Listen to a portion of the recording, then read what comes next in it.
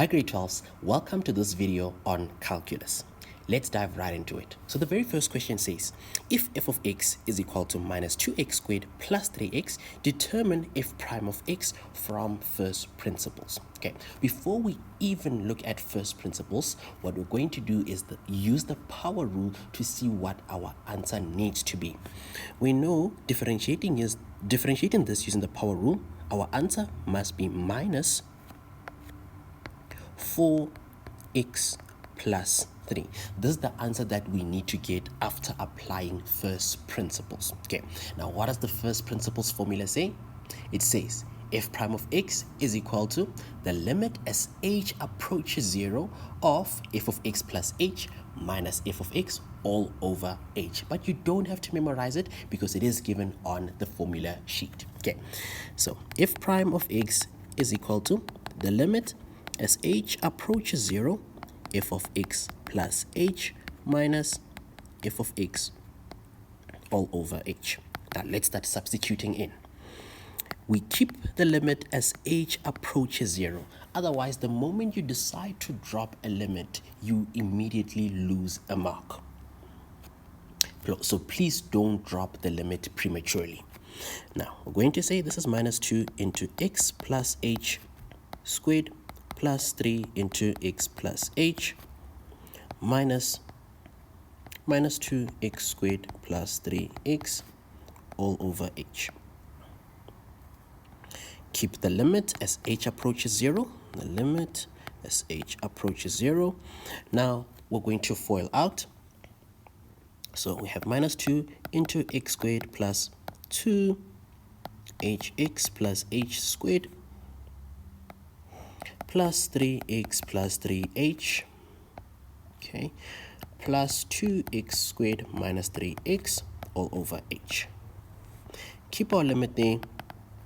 H approaches 0, minus 2x squared minus 4hx minus 2h squared plus 3x plus 3h plus 2x squared minus 3x all over h. Now, when we're at this step, there must be things that are cancelling out. If you reach this step and then there's nothing that's cancelling out, you know you've made a mistake. Now, let's check here.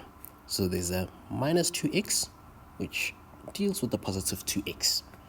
Then there's minus 3x and a positive 3x. Now, notice something. There's a common factor of h with whatever is left on top. So I'm going to say this is the limit as h approaches 0, take out a common factor of h, minus 4x minus 2h plus 3 all over h. The reason I did that is so that these can immediately cancel each other out. Now we can drop the limit and then finally say, therefore, f prime of x is equal to minus 4x plus 3. This must be the same as what we found using the power rule. And there we go. They are exactly the same. So which means we are on the right track. Now, let's look at the next question. So this one says, given that f of x is equal to 3x squared all over 2 minus 24 root of x, calculate f prime of 9. Okay, so this shouldn't be a problem at all. What we're going to do is we're going to break it down. Firstly, let's find f prime of x. Okay, now before we find f prime of x, what we want to do is we want to have our function nicely seated for us. So 3 over 2x squared minus 24x to the power of a half, so that deriving becomes very easy. Now, this is our f of x. Let me just write it over here. F of x is equal to this. Now, f prime of x will simply be equal to 3x minus 12x to the negative a half. Okay, now instead of writing it negative a half, I'm simply going to say 12 over x to the power of a half. 12 over x to the power of a half, because I dislike working with negative exponents. Now we want f prime of 9. We can substitute the 9 in. So f prime of 9 will simply be equal to 3 into 9 minus 12 over 9 to the power of a half. And then when you're here, it's just calculator work. So your final answer should give you 23. And that is the final answer for this one. Now let's quickly move on. Now 8.3. A function g of x is equal to ax squared plus b over x has a minimum value at x is equal to 4. Right? Then the function value at x is equal to 4 is 96. Calculate the values of a and b for 6 marks. When you get a question like this, do not panic. Let's try to understand the phrasing in the question, right? A minimum value at x is equal to 4, right? So it simply means that it's a turning point when x is equal to 4. Now, the function value at x is equal to 4 is 96, right? That is not a turning point. Now, they're saying calculate the values of a and b. The first thing that we're going to try and do is we're going to try and differentiate the function. So, g prime of x will simply be 2ax minus bx to the negative 2. That is the derivative. Remember what I did is I just took this and I put it this way. Ax squared plus bx to the negative 1. And then I differentiated. That's why I have 2ax minus bx to the minus 2. Okay?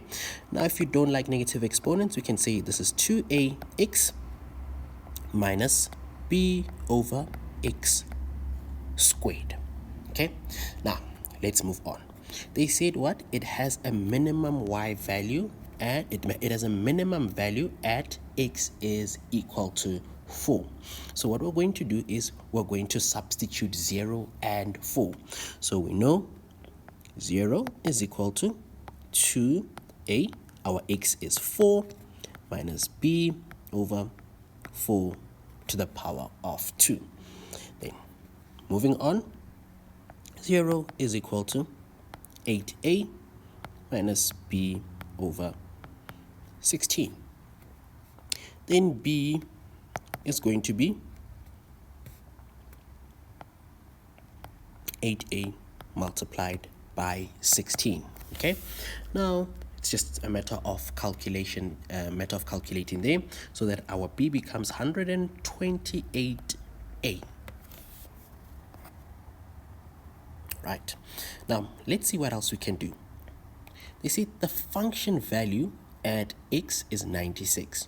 So what I'm going to do is I'm going to use that piece of information as well. The function value, I'll say 96 is equal to a, x is 4 squared plus b over 4. 96 is equal to 16a plus b over 4. Multiplying throughout by 4 so that we can solve for b. So I'll multiply that by 4, by 4, by 4. So this will be 382 is equal to 3264 plus b.